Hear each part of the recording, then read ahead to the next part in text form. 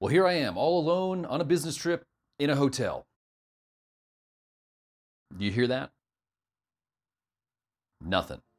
Well, this is Jason for Soulfire, and here we are going to talk today about how travel can be extremely tempting.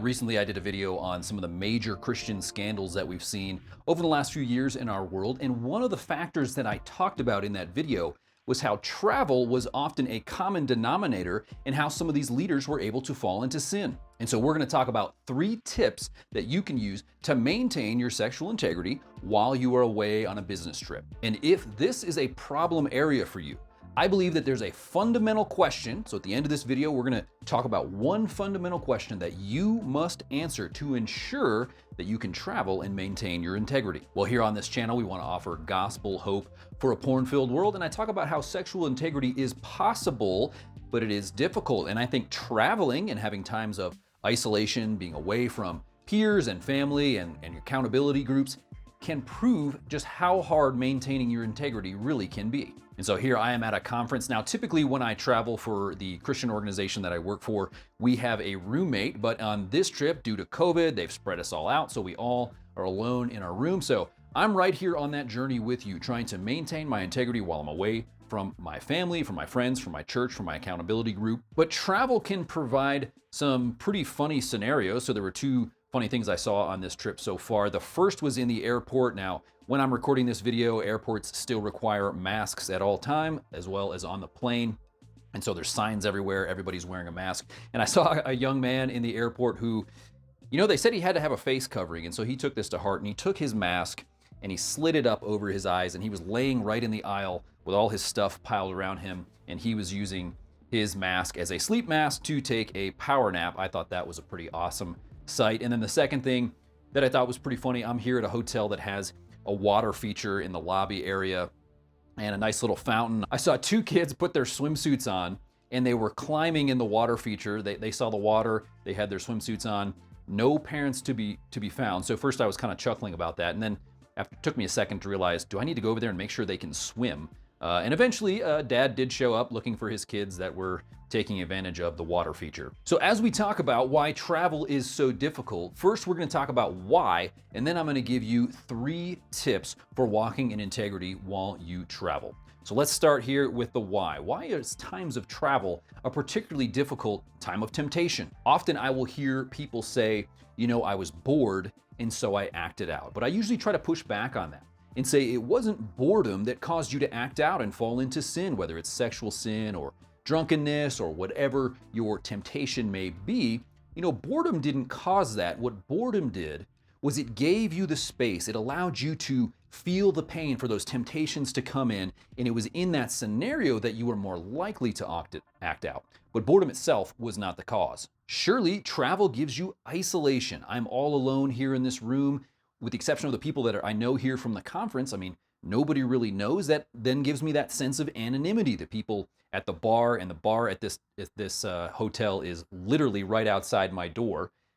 Those people don't know me. The people at the lobby don't know me. There's anonymity here. So perhaps I would do things here that I wouldn't necessarily do if I was back at home. In that sense of isolation, we were designed for community. Maybe you feel that ache in your soul of that loneliness, that nobody truly knows who you are. And that's a scenario that you can be tempted to try to medicate some of that pain. Another thing that's true about travel and being in a hotel like this is there's opportunity.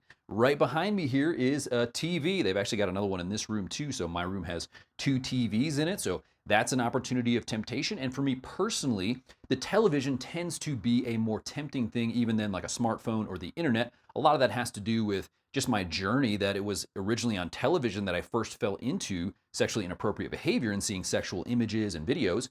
And so that is something that I need to avoid, the scrolling on the television. But here, all alone, you put those things together, there's temptation. Like I mentioned, the bar is right out there. There are people hanging out at the bar. Some people are probably there to try to meet one another.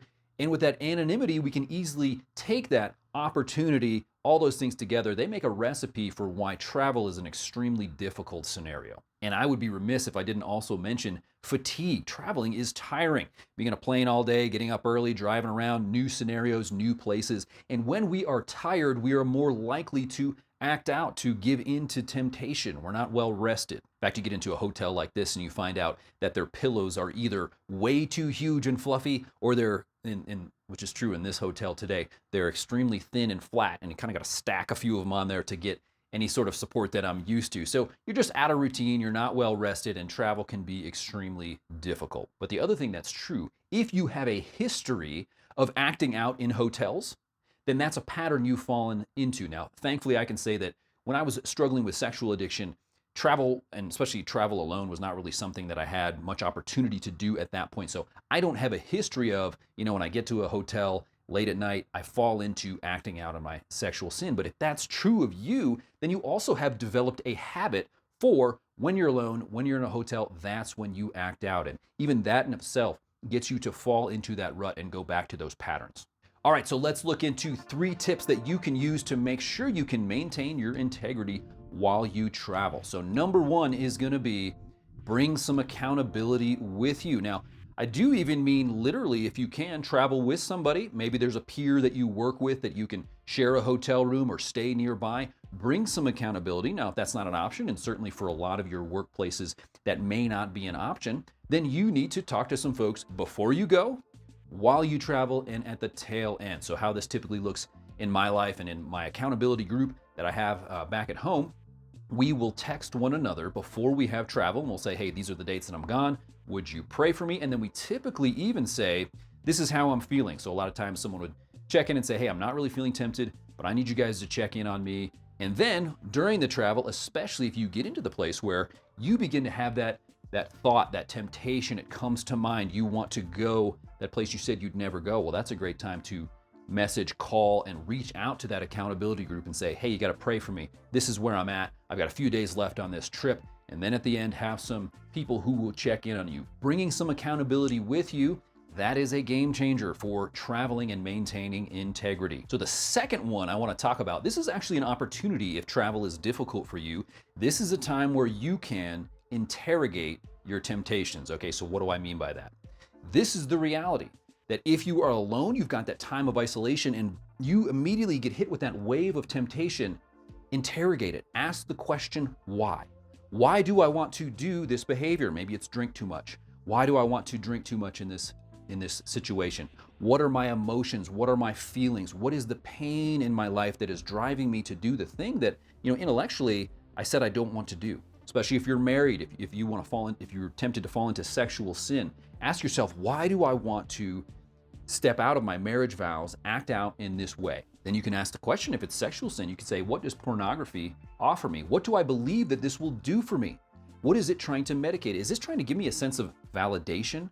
Is this maybe if you're experiencing isolation or rejection in your workplace or in your home environment, and this is, you're trying to mask and to numb that pain. Be willing to interrogate those temptations. It provides a tremendous learning opportunity for you to say, Lord, what are the things that you have given me that I can take care of some of these needs, that I can medicate some of this with God-given opportunity. Again, like I said in point 1, have some accountability, have some relationships there. What sort of divine purpose has God given you to try to answer some of those questions that you were trying to medicate with acting out? I'm going to talk more about this when I get to that fundamental question. But before I get to number 3, if this video is helpful, would you hit the like button? Helps it to grow, helps the message to spread. So let's talk about tip number 3 for walking in integrity when you travel. This tip is going to be create a game plan for your time. Okay, so you're all alone, you're in a hotel room like this, maybe your work functions end at 5, or here at my conference we have dinner meetings, and then by about 6 or 7 we are done.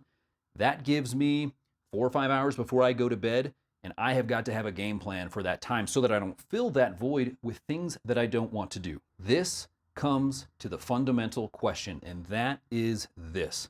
The fundamental question is, what is my purpose? What is my life about? You see, if you have free time, in that free time, like on a trip like this, when you're all alone, if that free time moves you toward acting out, moves you toward sexual sin or towards addictions, things you don't want to do, then that says to me you have not answered the fundamental question of what your life is about. You're trying to fill the void of that purposelessness life, or that sense of purposelessness. You don't have a purpose. That lack of purpose, you're trying to fill that void with acting out sexually. In fact, Jay Stringer in his book Unwanted said that men who had a feeling of futility we're much more likely to fall into addictions. So let me ask you this question. Is free time for you, is it a gift or is it a curse? So take this for example. Let's say you had a Saturday that was totally open. You had the entire day all to you. And you were all alone as well. So there's nobody putting any pressure on you for your agenda.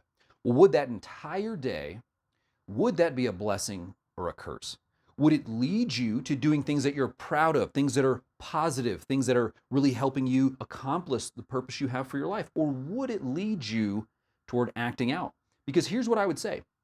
If free time moves you toward acting out in sexual sin, then it makes me think that perhaps you think your fundamental purpose is to be entertained. Is your fundamental purpose to have pleasure? Is your fundamental purpose, is it associated around you feeling good, being medicated? Because if that's true, you will take that free time, and those are the things that you're going to fall into. But you see, if you have a sense of purpose coming from God, if you have a calling on your life, Jesus had a very specific calling in John 18:37. He said, "For this purpose I was born, for this purpose I came into the world, to bear witness to the truth." And so Jesus, all of his time was focused and dedicated on accomplishing the purpose and the mission that God has given him. And so for me, I have a sense of purpose. I have a calling. In fact, that John 18:37 is my life calling verse. I have some things that I believe that God wants me to accomplish. And so when I'm here in this hotel all alone, to me, I thought this was a great opportunity to make this video because part of my purpose is to help you find integrity. And so for me, this was an opportunity to accomplish the things that God is calling me to do. And so here's something that I try to focus on when I have additional free time. I want to focus on education instead of entertainment. And let me tell you what I mean. Being on an airplane, I don't really love being on a plane. You're jammed in there like sardines. It's not particularly comfortable. And they kind of throw entertainment options for you to just try to bide the time. So you can get on your phone now, you connect to the plane's Wi-Fi, and they have all these array of movies. But what I try to do with that time, to me, it's an opportunity. Now, I've got 3 young kids at home, so they're usually piled on top of me when I've got free time. It's hard for me to read some of the books that I want to read or to write some of the things I want to write or to accomplish some of the tasks I want to accomplish. So I look at the 2.5-hour flight I had from South Carolina to Denver. To me, that was an opportunity to read what I needed to read. So I spent that entire time reading. Now, it's costly. It takes energy. I've got to train my mind to not think entertainment, but to think education. And that's how I've tried to use the time that I have here. So even here in the hotel, now I'm 2 time zones gone from where I was, which means I am getting up super early. I normally get up at 5:30, which in this time zone is 3:30, which means by about 4 o'clock, and it doesn't seem to matter when I go to bed, I am awake, I'm looking at my watch and thinking, why in the world can I not go back to sleep? But that and getting up early is another tremendous opportunity to accomplish the goals that God has given me. Can I see the sense of purpose He has given me, whether it's reading certain books, developing certain resources? You have got to answer that fundamental question. God, what do you have me here for? What is my purpose? When you answer that question, you begin to train your mind and discipline your body to say, when I have free time, it's going to be moved toward that purpose. Don't let that free time move you to sin, to things you don't want to do. Well, let me know what you think. Those are my 3 tips for walking and maintaining your integrity while you travel. What tips do you have? Or perhaps what situations in traveling do you find particularly tempting?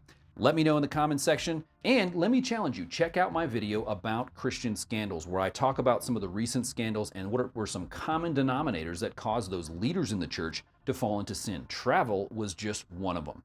This is Jason for Soulfire. I'll catch you in the next one.